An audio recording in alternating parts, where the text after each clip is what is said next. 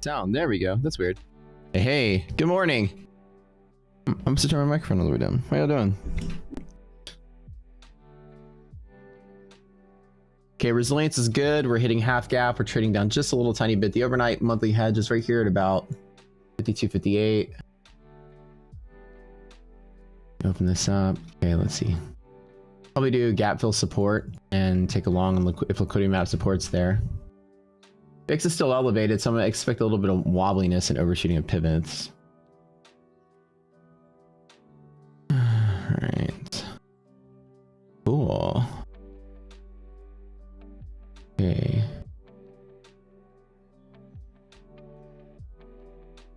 We open below. Okay, so it's a BSU, bull zone support. Oh, perfect. Okay, let's see what we got. All right, S&P 500, resilience positive. Okay, so we're looking for, the problem is only is there.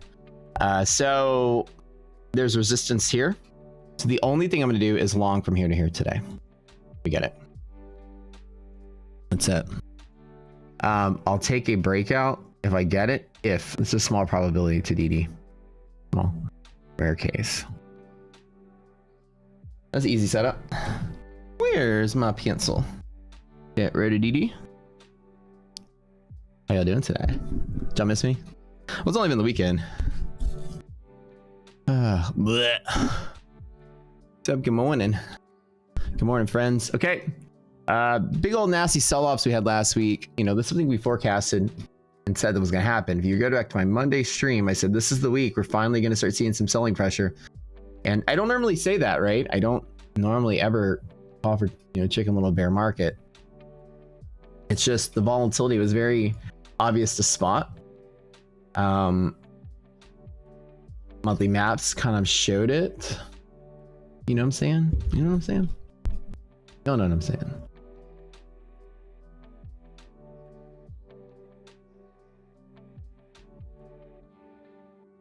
All right, so Nasdaq's looking okay here.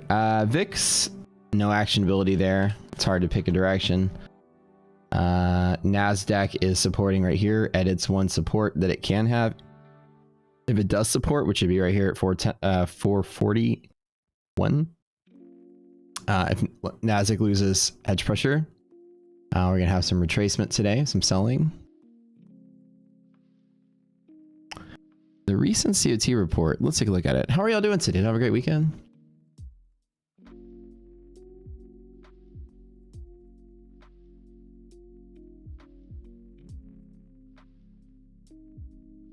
Did y'all do anything fun this weekend?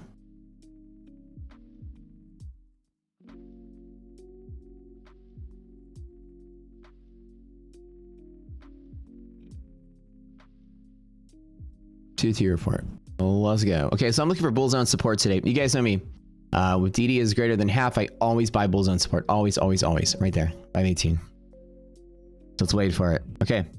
COT reports pretty much showing the same. We have a little bit of selling. That's kind of what we were anticipating. Revealing. This is 2 weeks old data now. Let's just zoom in a little bit. Oop. Hard to believe it's been 4 years since COVID. Wow. Time just flies by. Don't waste a single moment. Doesn't it feel like COVID was yesterday, right? All right, let's see right here. So you're going to see some liquidation show up in the next data point, but up until this moment, there's nothing alarming here. The report doesn't show it.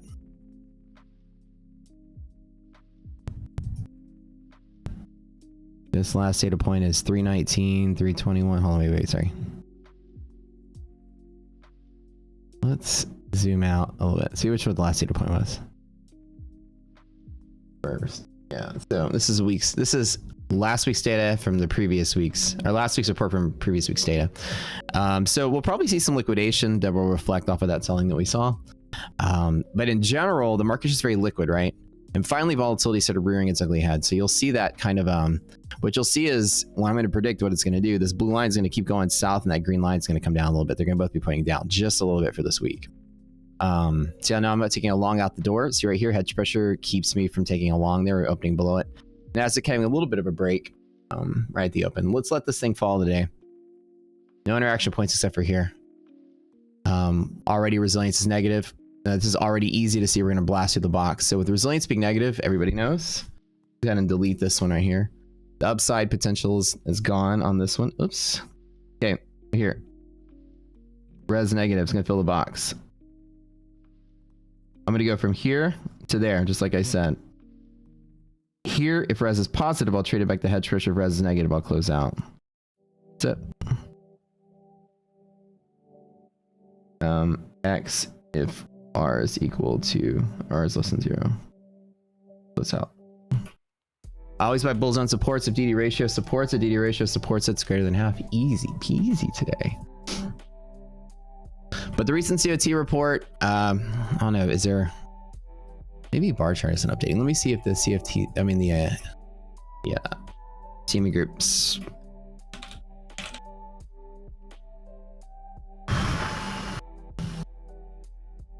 See if theirs has come out. Yeah, it's the data hasn't come out yet.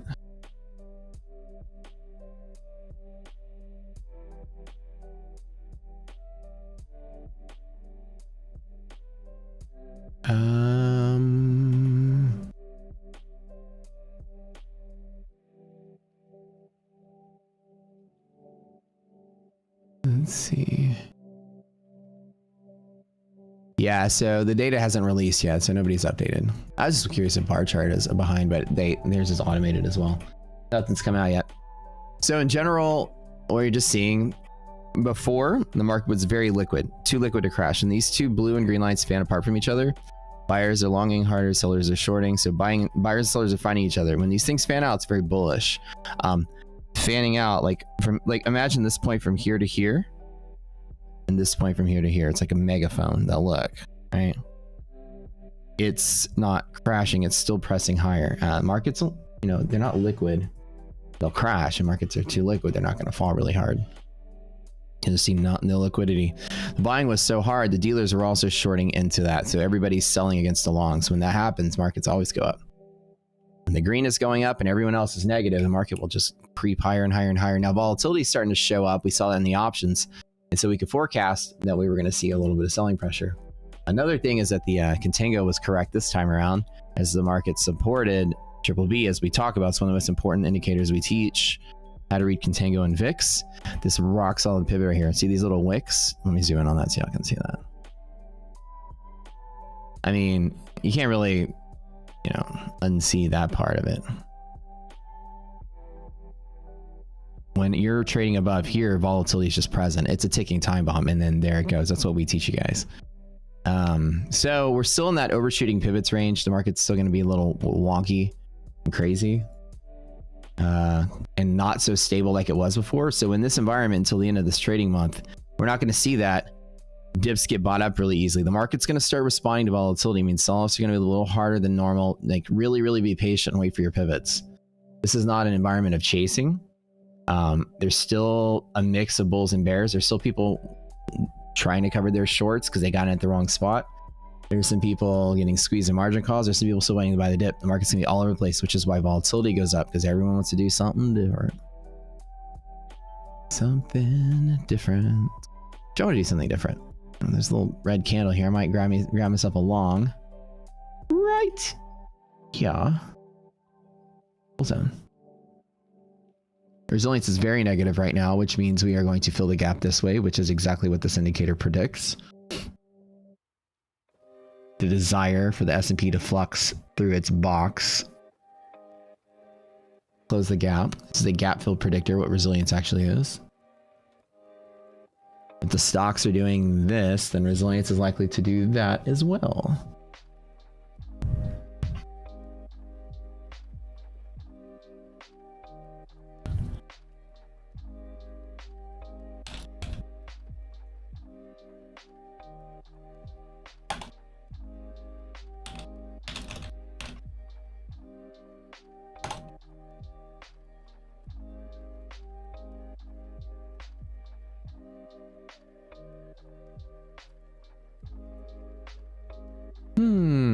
NQ longing. Let's take a look at NQ. NQ has no pivot right now. No local pivot on NQ. There's nothing to hold it. So I'm glad I waited, right? The S&P indicated that things are looking a little nasty. Also, you can overshoot pivots, so you can turn around before you hit the pivot. You can overshoot without it. I'm going to be very cautious today. I always buy bull zones. Let's get it.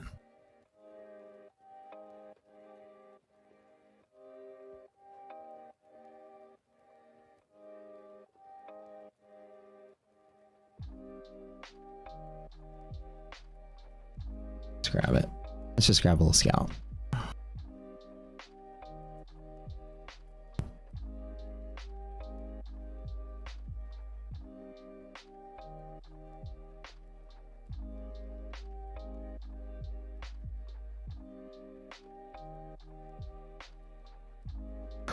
From here, 518 to 518.518.8. This is pretty decent setup.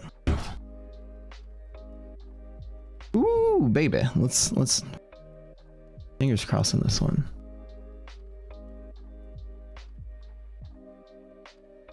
High volatile environments. I don't want to play too heavy. Just take something normal. Just some scalps here. That's the trade setup I mentioned from here to there. There it is. Look how quick that was. But you guys tune in every morning to kind of watch us play. It's fun to like go in there and, you know, I guess watch traders, you know, play, jump in, chase, gamble, whatever. But it's fun to sit here and draw it on the screen and then just watch it play out. Like exactly to the penny. There's a little bit of fun to doing that. Now, again, it's always a guessing game, right? You can't predict stock market. No one can. You come pretty close in certain instances, but we'll see. Fingers crossed. I'm not gonna count my chickens before they hatch. This could turn around against me really quick. You need resilience to do something better. You want to hold off. There's always a balance at bull zone. The question is, does it hook and keep going? So we have to see if the market starts to recover and things start to do a little better. On that note, let's go ahead and zoom in right here. Res is still looking booty. Booty res. Quick 15, you're out. Jay Hicks. Oh, bro, have a good time. Oh, what time does the eclipse, by the way, today? I should probably go do that as well. Also, for the first time in I don't know how long, you guys will be very proud of me. I'm actually going on vacation. Not that I need a relaxing getaway. Not that I'm driving to the hill country in Texas. This is, well, it's our annual thing we do in our family, which is just a 3-hour trip, couple days. Not too expensive, not too bougie, just getting away in the hills and the mountains, quietness. My doctor advised me for my sake of my blood pressure, I need to start doing some Zenful shit. He said it just like that. You need some fucking Zen in your life, bro. That's what he said. Kind of, somewhat similar. But no, seriously, I need to take a week off and just kind of refresh. Well, that's still pretty gross. Let me flatten that out. $300, no big. And it's like I basically want to like I don't go on vacation pretty much ever, like, because, you know, I've been building this massive company that you're staring at every day. I work too much. Is what the doctor said. Work too much. Here's my regimen. You guys want to hear how I'm saving my life? Apparently, I used to work out a lot. I haven't because since like Christmas, I kind of party a lot during the holidays, like a lot. Like a lot. Like, you know what I'm talking about? Like, too much. And so, you know, work out better. Now you eat a lot of salt, BP meds. No, don't drink as much. Oh God, that part's killing me. My nightly gin and tonic, my routine. No mas. You know what I am drinking? Grapefruit juice, multivitamins. So we'll see. I don't know if you guys remember, if you're just tuning in, I was hospitalized last week for high blood pressure. Went over 190. So Wednesday, I'm gonna get some blood work done. We're gonna make sure I don't have anything serious. And then Thursday through like Sunday, Zen, baby, Zen. We're gonna have some fun. Where's that, Matt? We're down in Texas a couple times. So the hill country is going to be like Fredericksburg, Wimberley, New Braunfels, Austin, that whole area.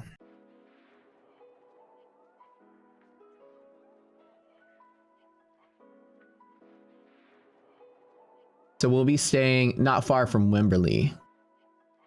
$700 in that balance eTie. Let's go, baby. Simple as that. Like, you don't have to really think too hard about it. Like, at the end of my trading day is over. I know it's not really a lot with $300, what, $300. It's not a lot, but it's very predictable. And at the end of the day, market's volatile. This shit sucks. That shit sucks. And let's just say whatever. Call it a day. It looks like a lot of people here made some scalps, got out of the way. Chad, what's up, man? What's AG1? What is that?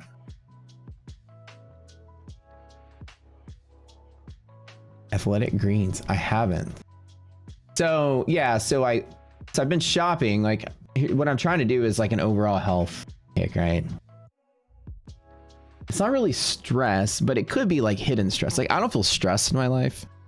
I'm one of the few people that like probably absolutely loves their life. Like, everything in my life is going right. It's that feeling where you wake up and you're just like excited to wake up because you love living. You love what you go through every day. It's like a passion project. Hold on one second.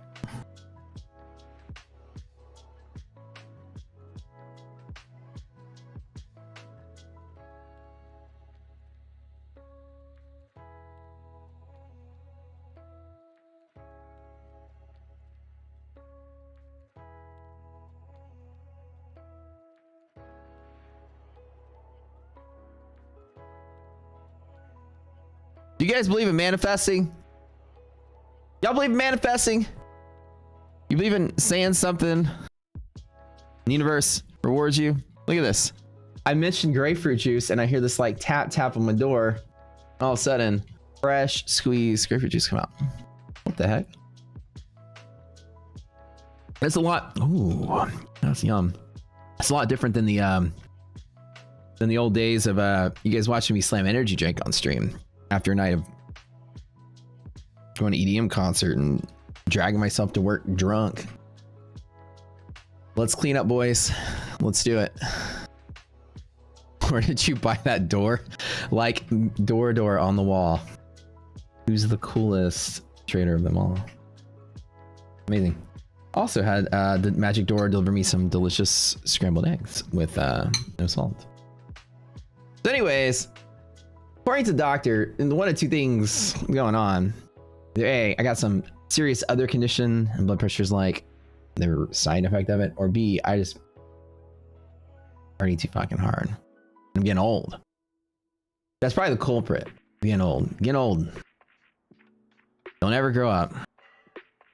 It's like, once you turn your 40s, you can't do what you did in your 20s to kind of taper off. Start health stuff, so.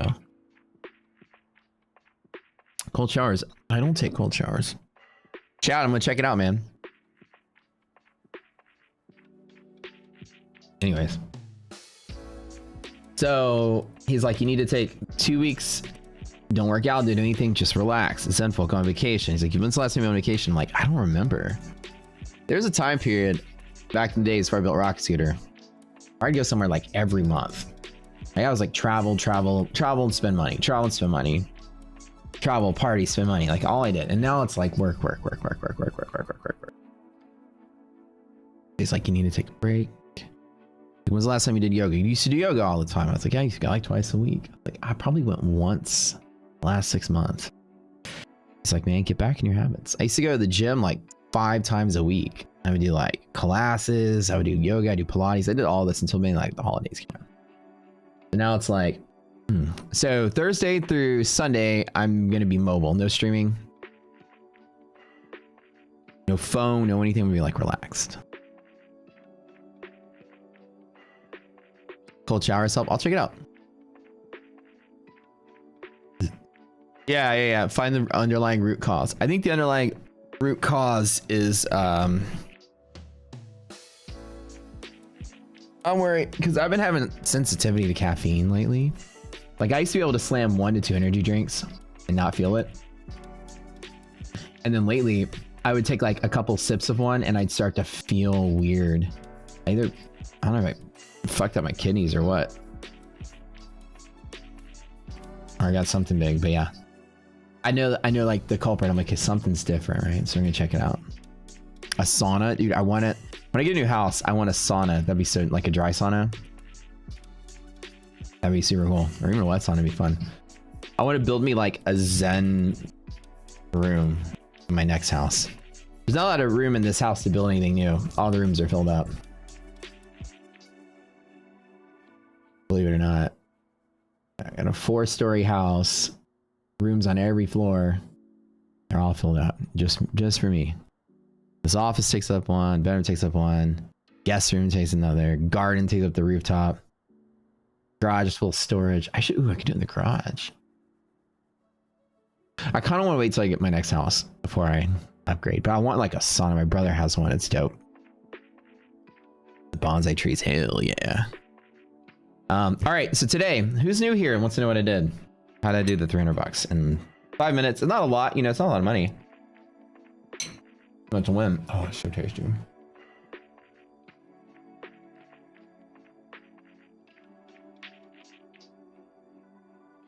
Keith, you got high blood pressure. Blood pressure buddies. Let's go. Radio this morning. Awesome. Awesome. Okay. So let me go over some of the things we do. Let me open this up. Okay. So every morning, you guys know I'm using the Rock Scooter platform. Let me share. Let me showcase the reason I'm in that trade. Super quick in and out. What you might notice, especially if you're new here, trade. You notice, you saw at the beginning of the stream, you saw me draw this, right? Exactly what I was going to do. And then I waited for it and I did it. The market's falling. I go, I'm going to buy here. I'm going to close there. I literally drew here. I said, if it gets here, if this number is less than 0, I'm closing out, yada, yada. Right? You saw me just take this scalp to this scalp and end the day. No matter what style any of you guys use, this is another layer to it. This is completely different. And we actually pluck out high probability scalps right here. You guys know if I trade, y'all watch me trade live, I have like a 70, 80% win rate, actually. Historically, over many years of trading. Somewhere in that boat. I don't trade a lot. That's the difference. And when I lose, you know, like a normal loss. It doesn't mean I win lots and lots of money all the time. It just means I only pick a couple trades. When I'm wrong, I'll still take a pretty decent loss, like anyone else. But I trade a lot of base hits like this, and I get in, I get out, and I don't play it the rest of the day. All right, so in our Discord, let me show you something. Everybody, if you haven't joined our Discord, feel free to do it. The link is in the description below. There's a little ask for help section. Help you out. Let me run you guys through some really quick stuff. Let me find my own training. Ah, here we go. Boom. All right. So I'm the CEO of the company that made the Rock Scooter trading platform. I'm one of the traders here at the company. I do a lot of functions here. I also sit on the board. A lot of things that we do with the company, but basically we built this massive trading platform. Inside of it, I created some indicators that we distribute with the platform. The platform is about to turn into a gigantic marketplace. It's live now for beta with lots of vendors on it. They're all gonna be able to write indicators for it, sell all kind of different things, bots, all kind of fun stuff. And so as we're going forward, the show here is I do my live trading. I'm competing in the Robbins Cup. At the peak, I was in the top 5. I recently fell off the leaderboard. So find my way back. I got like a 3-month start though. Everyone got a 3-month head start. I started really late. But we'll see. Here, so what I teach, we teach a style of trading based around liquidity maps and risk management. Liquidity maps is an invention of mine. I'll go over it in a little bit. We have 3 different things we look at in the market, whether it's rational or irrational. Has to do with the size of the position, or if we sit out. Usual, unusual, these are other things that can create additional volatility, some kind of other things to consider. And then the volume pivots that we find. There are 3 major tools that help me find pivots. You saw all of them today. Another tools help me bet small. So these red, yellow, and green lights over here dictate how big or how small I'm going to trade. Easy as that. All green and yellow lights, I'm pretty much a go. So I start off with the position size when I would call my 100% mark. We have a rule for like what you consider your 100%, your normal trade. If all the lights are green, you go in on your normal size trade, whether it's like 1 contract or 100 shares or whatever you normally do. If any of these lights are yellow, kind of in a weird situation here. There we go. If these lights are yellow, I usually go in 50%. And if any lights are red, I'll go in about 10 to 20% of what I normally do. Normally here, you'll see me trade 3 to 5 contracts. One of the lights is red, I traded 1. Easy peasy. So already these lights, one of these lights went off, and we have videos telling you what each one of them are. They look for unusual activity, unusual hedging, unusual volatility, things like that, irrational markets. So I traded one contract on my scalp. So already the risk management part of what we teach looks for unusual behavior, and the indicators are unique. None of this is technical indicators either. This is all based on different kinds of arbitrage. We look at positions and options. We look at positions in the ETFs that track the index. We look at volatility and different conditions around it. And it's pretty simple to learn all this stuff. And so today's scalp was completely 100% by the book. It was such a simple buy here, close there. It was easy to trade. So lucky for me, I got an easy setup today. Let me go to the cheat sheets, what we have here. So I have position sizing we teach. We have different pivoting mechanisms that we look for. These are cheat sheets that tell you when the lights are going to be red, green, and yellow. So it tells you why QQQ hedge break is red. You can go to hedge break and see it's red because it crossed the line to the other side. And you can see these cheat sheets help you see that, and NASDAQ crossed the line to the other side. Already when NASDAQ's doing something unusual, then you trade lighter. You don't go in heavy on unusual stuff, right? Okay. So these are some of the indicators we look at to trade. So there's the PD ratio, resilience, which was bearish today. Let's open that one up. And then liquidity map. So these are the three major tools that I use for pivoting. I don't use any other indicators. I don't use technical indicators, nothing. All I do is this every day. Same thing. You can trade anything with the style of analysis. It assists in however you want to look at the market. So again, not financial advice, just education. This is my interpretation of these indicators. Liquidity map is a series of letters, codes, that indicate different pressures seen in the options market. Example, SPY, this one says BSU, and I come over here and I find BSU right here. BSU tells me there's pivoting action between this yellow and blue, or from the blue higher, or from the bottom of this gray to the midpoint of the blue and gray. It looks a little complicated, but this is just showing me where pivots are. So this white dashed line is the halfway point between here and here. So the halfway point between here and here is 518.75, which is here. That's this right there. This shows me there's pivoting action from here to there, from here to there. So as it's falling, I'm not trying to short this, I'm waiting, and I grab the hook from there to there on the BSU alone. Pretty cool. So far, so good. So what it does is looking at options, and you're catching these waves are created by options hedging. Market makers are trading against us in the middle when they can't find a buyer or seller to our trade, and then they buy options to hedge it. And then this is that pressure those options create on the market. Okay. Number two. This DD ratio. It's a number that's between 0 and 1.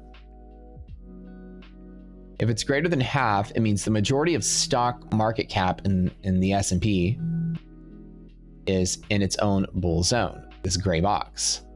So you see there's a dark gray and a light gray. This is a bull zone and this is a bear zone right here. This is where market's predominantly more longs than shorts and more short than longs. It's a split between where the bulls and bears all have their risk. And so if the stocks are in the bull zone, the index is likely to stay in its own bull zone.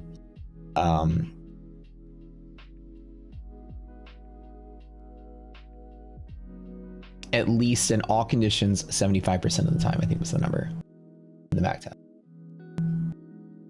So you open in this bull zone, you will close in this bull zone over 75% of the time under all conditions. When all these lights are green, it's even higher. Don't quote me on that. It's something like that. The back test was somewhere in that. So long story short, if this number is greater than half, it's confluence at the bull zone support, which you already are looking at as well. So let me answer your question in like 30 seconds. I'll get right to it. So not only does a liquidity map have this trade here, you also have bull support on the second rule. So we have three entry rules that we look at. You have liquidity map, you have DD band, sorry, DD ratio and DD band. So confluence right here, two things lined up, which is great, high probable trade. The last one is resilience, which is the number here. This is a flux indicator that looks for the Similar to DD, it's looking at the aggregate of what all the stocks in this index are doing through this thing called a redistribution zone. So the S&P closed Friday here and opened today here. So the space between them is known as the gap. We always talk about gaps in trading. So this is a gap fill predictor. If this thing is less than 0, it's going to try to fill the gap this way. If it's greater than 0, it's going to try to fill the gap that way. See how it's less than 0 right now? I'm not long right here until it goes greater than 0. So it's a cautionary thing that's telling me it's not going to want to fill its gap back up this way. So it actually predicts flex to the box very accurately. If the stocks are gapping up and falling down, and the market cap weighted, the S&P is likely to do the same. So it's looking for arbitrage between the index and the stocks inside of it. So this thing is actually kind of like close to 0, so it's kind of indecisive right now. But if you really take it with a grain of salt, what it is the tiebreaker at the halfway point.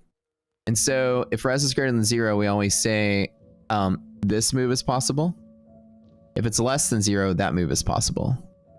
So because it was less than 0 when it got here, I closed out my trade. And that's pretty much it. That's the sum of all I did today. I'm piecing together 3 really powerful tools, looking for confluence, and then cutting my risk when I didn't like it. And these red lights have me trade small. So in like 5 minutes, you saw me kind of do my job, get in, get out, call it a day. The risk and reward was there.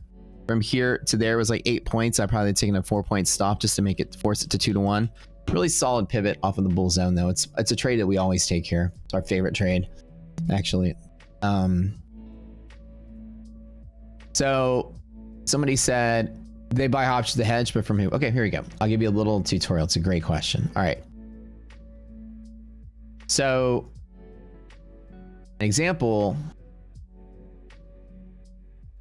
is, let's pull up, let's just say SPY. You are a trader. Let's put a big T right here for you. You decided to long 100,000 shares of SPY. Clearly off the level 2, there's no trader there, right? There's nobody on the other side of that trade but a bank. These big banks, these liquidity providers, market maker for short, they get paid money by the SEC, or sorry, by the exchange, mandated by the SEC maximum of maker-taker fee, that they get paid up to a certain amount to fill your order. They take the other side of the trade. The SEC allows it. They get paid to trade. How about that? The exchange sends in pennies on the dollar for every transaction, and they're going to actually short 100,000 shares to you, okay? SPY itself. Now, you're buying the market, which is a bullish thing, and they have to short against you. So clearly they're always trading against the flow of the market. If everybody's selling, they got to buy. If everybody's buying, they got to sell. So they're always on the other side of the trade. Watch, I'm about to explain all of it. So imagine you buy like I long SPY right here, and they got a short right here, and look, they're already upside down. But if they want to fully hedge, let's not talk about delta hedging at first. They want to fully hedge. 100 shares is covered by a call on a short. So if they buy, I'm put a plus sign, calls, divide this by 100. They buy 1,000 calls. Then no matter what, they longed right here. And the call, or sorry, they shorted right here. And the calls allowed them to exit right there. And exercise the shares to the market at the same price. So they can exercise that at any time and then exit the trade where they got in. If it's exactly the same spot, it's not usually exactly the same spot because you only buy calls at incremental values. So they're going to buy a delta weighted amount of this and adjust it to delta to be exact. We'll talk about that in a second. Delta is the amount at which the option changes price versus over price of the underlying change. So delta change of option versus delta change of underlying, and then your delta is that rate. So fully hedge 1,000 calls, but they're going to buy calls with some delta weighting on it. They might not buy 1,000 because if they were to force the short right here, 518, well, they got lucky because there's exactly calls at 518. But what if the market pivots and everybody buys at 518.60? Well, they only get options at 2 spots, right? So they're kind of in between. So they're not fully neutralized. They're going to take some kind of loss. So what they're going to do is they're going to delta weight that to neutralize it. That process is very important for like the next part of the conversation. So the idea is a dealer, if you just want to take the easy way, they're trading SPY against the market and they're buying calls to hedge it. If they do it correctly, neutralizing it, it's a neutral trade. And they got paid to make that trade. So they just made free money.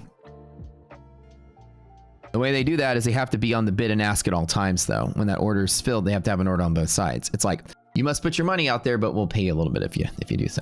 Okay, so the other part of this is market maker 2, because if you buy calls, so this is the dealer of the shares, right? Dealer of the shares. The market maker 2 is the dealer of the options. There's a second person involved. There are firms that make and write options all day long. So they're the ones that actually sold the calls. Just put 1,000 and just say delta. It's not really 1,000, but delta weighted, whatever. So now you see that you have a trader in the index, or the trader in the underlying. You have a dealer against him with insurance. Think of it as insurance, easiest way to think of it. And you have an insurance salesman. So you bought a car. No, I'm sorry. You're in a trade, and like you sold a car. Somebody bought a car and bought insurance again. If the car wrecks, then the insurance salesman company pays out the insurance. Make sense? If this trade goes against the dealer, then this person is paying them for that. So this is the most important thing that we exploit, because this person's also getting paid to trade, and this person also wants to be neutral. And so if you've sold an option, if I've sold calls at just this random line, if I've sold calls, I just naked sold calls. I just sold them straight up. And all of a sudden, price trades through that strike point. These calls are in the money. At any point, somebody can exercise these on me and assign that trade, and I'm forced to sell to that buyer. So as price goes up and I've sold a call, I'm actually longing the underlying at a rate of delta. So every 0.1 delta, the market goes up. I'm going to buy 10 shares per call to stay neutral. This process to remain neutral is called delta hedging. So all these sold calls, as the market goes up, these call sellers are forced to buy. As the market goes down, these call sellers are going to dump what they bought. The put seller is the opposite. If the market goes down, put sellers are forced to short. The market goes up, they're going to cover that short. And we follow so far, T-Pop? So you have a trader against a dealer of that trade, and you have insurance, the options dealer as well. This person is forced because their neutrality is dependent on price. This person's neutrality is dependent on where they entered, what strike they bought, and they can hedge out a little bit. This person is going to be buying and selling a major amount of these underlying shares to neutralize their trade. So if you think about this market maker whose job of the underlying stock or whatever is to provide a seller to the buyer to make the market, well, you bought, and if the market goes down, then the seller of the option is going to sell to the buyer just by itself. So when this trade exists on the call side, the dealer's job is to make the market. If natural sellers come through, then the buyer and seller are forced. This person's forced to sell. If the market goes up, this person's forced to buy and the shorts are forced to cover. So there's a balancing act that can be taken place based on the landscape of these options to find out the natural hedging pressure existing on the market between the option seller and the actual original buyer. So when you put it all together, it's a lot of complication, but if you follow, the insurance salesmen are the ones buying and selling here and all these pivots. So we can find those balancing act where bulls and bears overwhelm each other. It's just some math at this point. And that's it. So with the bull zone, which is this dark gray area right here, is when there are more longs of SPY. Pardon me, against the market maker of SPY than shorts. There's more people long to the house than there are shorts. Hold on one second.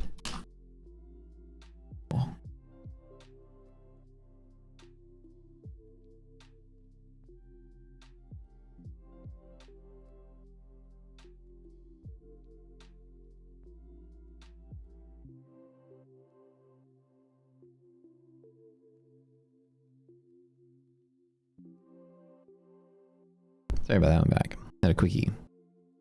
Here.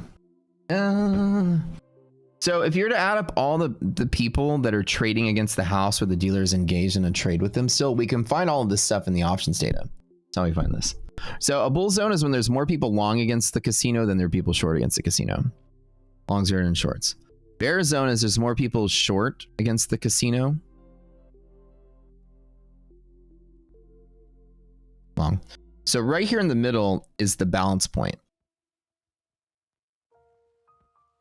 So this is the strike where there's more people long against the casino. This is the strike where there's more people short against the casino. So the market makers find liquidity in the middle. And the buyers and sellers are in close proximity. So these are longs against the casino when there's not as many shorts.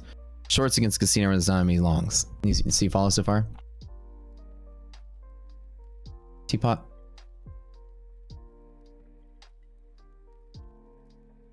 So like trading basically exists in a circle where you yank one thing and it yanks somebody else and it yanks somebody else and it yanks the original buyer and it just converges on itself. Right? So the original buyer buys and then dealer short bought a call. If other people buy after that dealer, then the call sellers are forced to come in and buy on top of that, which pushes your trade up, which makes them buy a little more, which makes more people buy and more shorts cover. And so the market just dynamically moves in a circle like that. The original trader has a trader trading against him. And all the time, the people in the middle are basically balancing their stuff. And that's why I call it a liquidity map. So it maps out where liquidity is. This is more people long. These are more bulls. This is more bears. And this is all options that exist for SPY at all strikes, all expirations and time. Balance for today's risk. We use all the Greeks to balance every option that exists as part of that triangle. So we look at the options feed, we pull the data out that we believe is part of that triangle, and we ignore all the rest of the options data. And we just find the pure split between people in the casino. And we ignore most of the retail, like all the retail, all the speculative trades that don't really seem to be hedged against based on our risk model. So essentially, this is showing me where bulls are. This is showing me where bears are. The hedge pressure right here, these blue line and yellow line, this is weekly options and this is monthly options. What the blue line is dealer 2. This is market maker of options. This is dealer 2 who sold calls, example, or sold puts. Let's do the call example. They sold a call. Above here, the net sum of all dealers that sold calls in that triangle, gamma is greater than 0. i.e. the delta hedging is positive, i.e. there's more longs than shorts from that equation. Down here, there's more shorts than longs. So this is between the trader and the house. This is between the market maker and their risk, the seller of the options. So you get an additional pressure of more longing than shorting, or more shorting than longing based on that last part of the equation. So when you add it all up, you basically get these simple phenomenon. There's bulls here, bull support, bear, resist, liquid market. You get a net shorting pressure, net longing pressure. And this one's based on the monthly options. This is based on all the weeklies. So the monthlies we separate out because it actually provides its own independent behaviors. But either way, when you piece it all together, you can see that there's a natural flow to the market.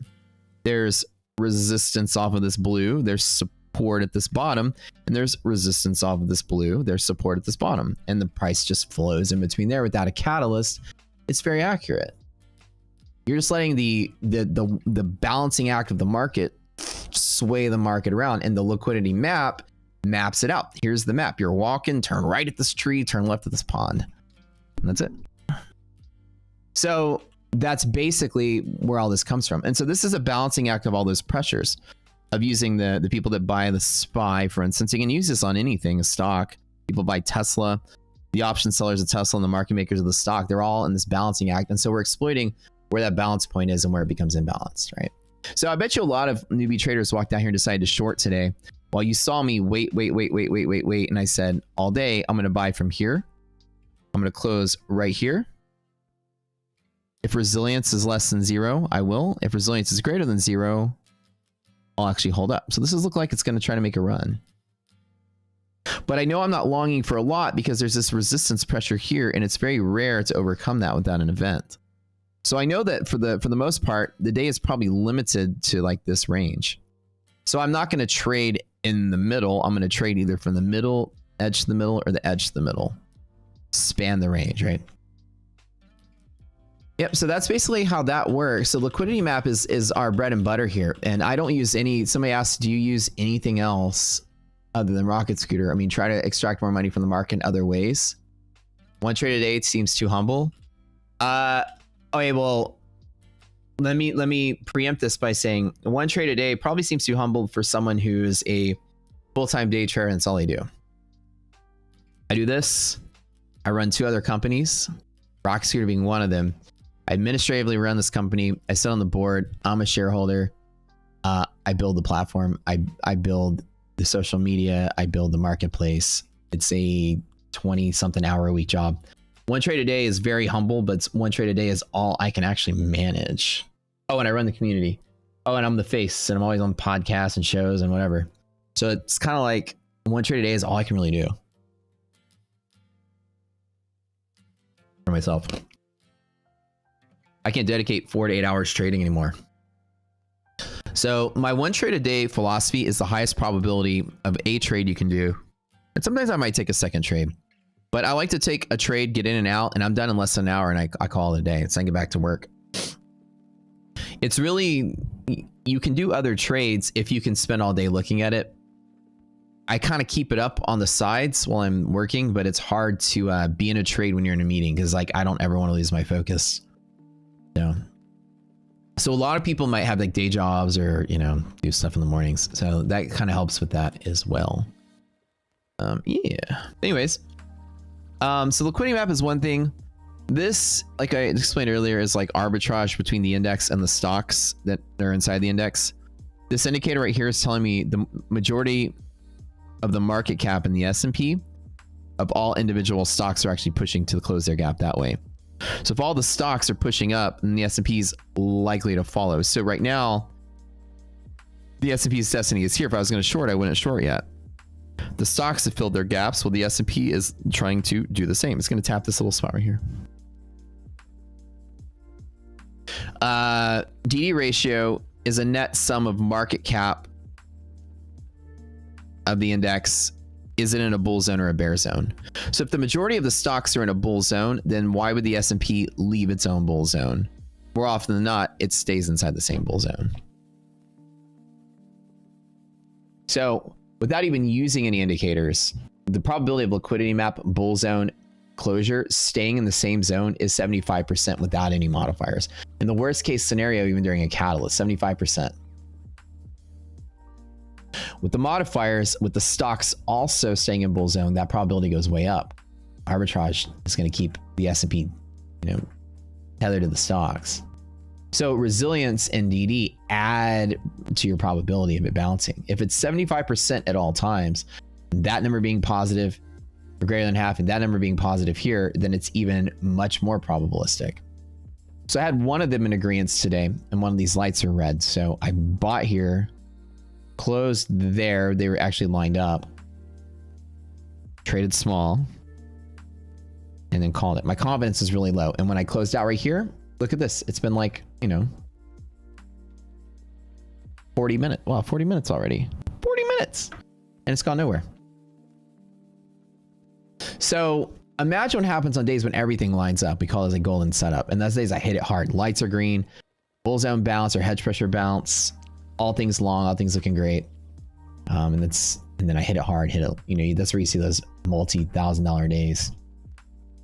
But in small days like this, take your scalp and call it. Yeah. A couple questions. Monthly maps. Okay. Monthly map is another tool that we have that actually looks at the options over time and how they change. So monthly map is the strongest tool you have for reading the market. And this alone is worth, the meager subscription to the platform. Monthly map predicts the future of risk. So it shows you how, it doesn't really, actually, let me say predicting is the wrong word. It shows you, it's not predicting anything. It's showing you where the risk changes over time because the options roll off and they expire. So over time, this shows you how the landscape of options between the market maker and us pans out using time as an effect. Instead of congesting it all, wait until today, it actually looks at all of the options as they exist at their expirations. So this is the people trading against the house, the longs against the house on April 11th, April 12th, April 15th, April 19th, April 20th. So these are all the positions that expire here. And these are all the people that are short against the house. Actually, sorry. So I'm longing, dealers shorting with a call. I'm shorting, dealers are longing with a put. So this is the landscape of how the bull zone changes over time. And the way that we look at it is if you see that right here, it goes up, the bottom goes up, and then it goes down after that. When the bull zone bottom goes up, bulls are exiting positions. As at the current price, fewer and fewer calls are in the money, and those dealers that sold those calls are going to be shorting the market or dumping the longs. So when it goes up, you're going to see selling pressure. Bulls are exiting positions, which is exactly what we've been seeing. And right about 3 days from now, it pivots back to bulls getting back in a longing. So we've got about one more week of selling pressure, and then it dries up and bottoms out.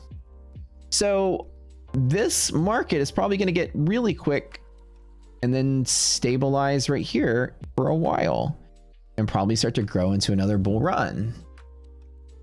And that's weeks from now. And every day I wake up and I read this and I can just see what the bulls are doing. This is not the dip to buy, young Padawan. This is not the dip you're looking for.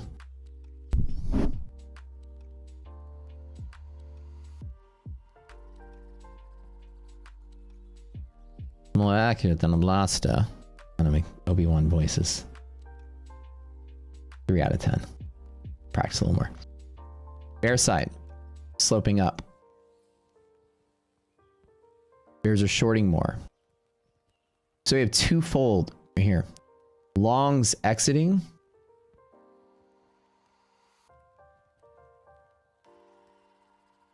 Bears shorting. So both sides of the market are selling, which is why we've seen some really nasty sell-offs. At least. How much did you pay for this grapefruit juice? 300 credits. Grapefruit juice is really good, by the way. All right. But what's important to see is that within a week, there's a clear inflection point.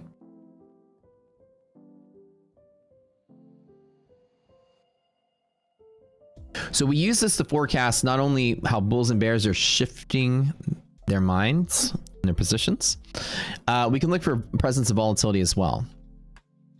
The space between these bull and bear zones, if that space is getting bigger, volatility is increasing. So there's some volatile periods expected over time. A lot of times it's gonna be like where Fed meetings are and things like that. People position months ahead of Fed, as you can see, like once a month, May, and then you're gonna see some volatility there. So when you see it like tight like this, there's not really much of a space. The volatility is gonna dry up. So that big excursion we had on the VIX the other day that's consolidating, and the next 2 weeks it's gonna fade. So for people that are like, this is it, this is the end, the market at any point in time where we are right here, it's not even in a bear zone roughly at all. Even here, if you wait like 5 or 6 days, it's back to bull territory. If price doesn't even change at all, only time itself will turn it bullish. If nobody does anything and we just wait 6 days, hedging will start to pick back up and long this market. So it's kind of cool how you read the monthly maps. It kind of tells you what to expect. Yeah, we sold off pretty hard, but we're still in bull territory. A DE ratio is greater than half. Monthly map shows the greater market's still bullish. Volatility is going to dry up. All right. So maybe like a choppy couple of days, and then it could probably start to move again. Now, every day this changes. We get up and reread this. But as of right now, I'm not buying the dip for the market to continue rallying. I'm also certainly not shorting this, betting on a volatile sell-off without an event. That's how you read it. So you can do monthly map on anything. If you send me a stock, I'll just put Tesla. What do people do with Tesla over the next couple weeks? Tesla is about to become very volatile. So as you can see, Tesla's been selling, right? And bulls are liquidating. Bears are liquidating. So bears are covering their shorts and bulls are still trying to get out. So that means volatility is going to be here. So the market's still going to be thin and volatile. Tesla is not rebounding yet. And even if you wait a month, it doesn't intercept with any bull side. So this is not a dip to buy on Tesla. There's no bullishness. Even if I'm longing Tesla, I want to see at some point in the future, this current price becomes bullish. And it doesn't, because this little green dashed line that goes across the chart doesn't even intersect the bull territory over the next month. So I'm too early to buy on Tesla. That's how this works. Apple. Apple's been selling off. Is this the dip to buy on Apple? Day trade, swing trade? Oh, God, no. Oh, no. Apple's doomed. Look at this. Volatility on Apple. And at any point in time, it's never in a bull zone either. So no dippy buy on Apple. You'll see how this works? This is not the time to buy. So we can see, oh, shoot. Well, Tesla, Apple, the big name stocks is probably what's causing the volatility in the index. Looks like something relatively stable. Let's look at, GE. Let's see if that's going to be okay. No, not GE. That's terrible. JP Morgan. Let's see if that looks good. GE, absolutely not stable. Okay. JP Morgan, banking. So at some point between here and here, it intercepts a bull zone. So in the next 1 or 2 weeks, it's likely to catch some bullishness. And in this particular setup, bears are exiting, bulls are entering. So in the next week or two, if I were to put my money anywhere to swing, it's going into banking, even at the highs. So even right here, if I were to invest in my portfolio, I'm going to swing trade for 2 or 3 weeks out. I'm a long finances. Am I going to long tech? No way. Am I going to long Tesla? No way. Right? So you see, even here, it's still strong in this consolidating area over the next 2 or 3 weeks. So you can see why the index is not just plunging to its death because Apple's selling off. You've got some really strong things that still exist. Oh, JP has earnings on Friday. Oh, well, that would explain why we have some volatility here. So yeah, so if it didn't have earnings, let's just pretend it didn't have earnings, right? If it did have earnings, which it does, and it were to dip to here, would you buy that dip? I would. I'd set a stop right below it because I'd hope for it to pivot within a 2-week period. Why does it get the big fat green dot? See how that works? If earnings drop it to here and it bounces like that, I'd be willing to swing it long with a stop right outside of bull territory and hold that for about 2 weeks to see if it plays out. If earnings come out and it dips to here, okay, now everybody's learned this. Everyone in chat, do me a favor before we call the stream. JP earnings come out, this happens. Are you buying that dip? If you are, for what time period?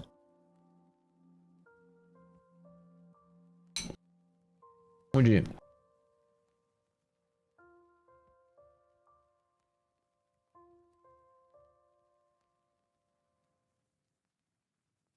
Yes, no, probably not. I wouldn't. Yeah. It's sold off hard enough that over the next month, it's not in bull territory at all.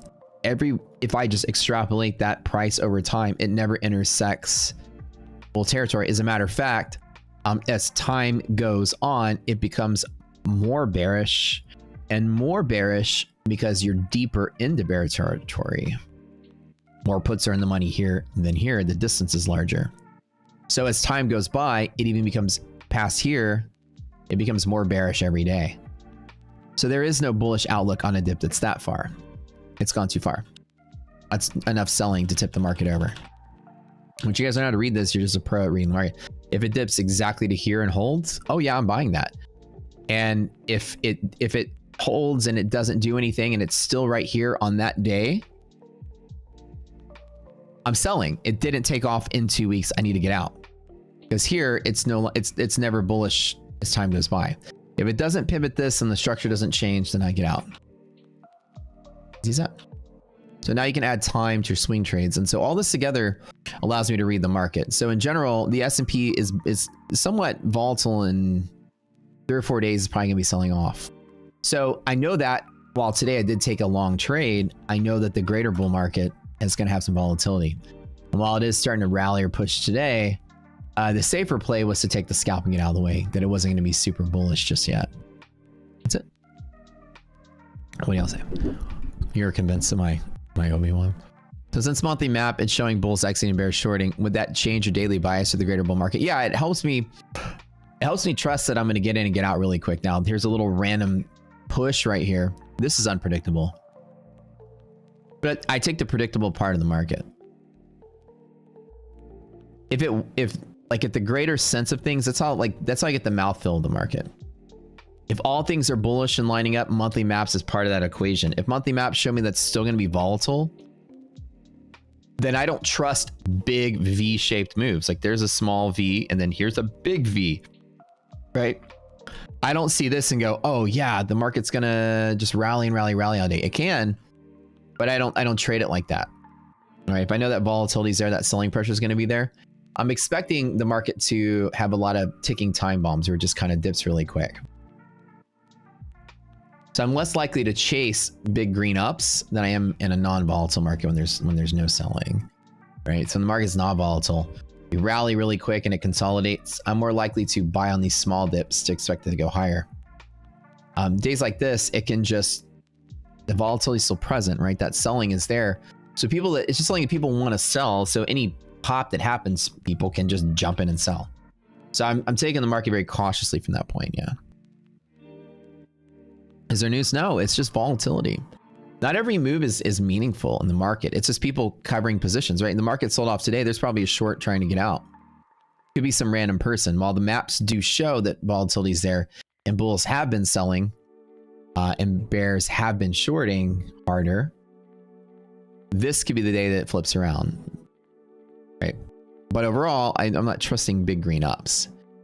That's allowing me to know there's going to be some dips to buy on, which is why when it's selling off, I take that anticipation from monthly maps as a high. You know, there's a little bit of bull selling. Let me wait and I'm going to get that pivot I want. That selling is going to be there. And then boom, it was there.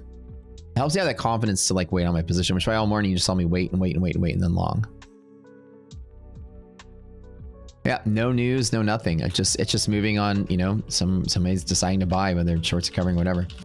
So tomorrow we'll get up and see a new monthly map and see if it changes, but that's pretty much it. I guess check out Rocket Scooter. Add these tools to your daily routine. You're not going to be upset, I'll tell you that much. Add this to your tool set. Hold on. Bland eggs. No salt. All right. Okay. See you guys later. Love y'all.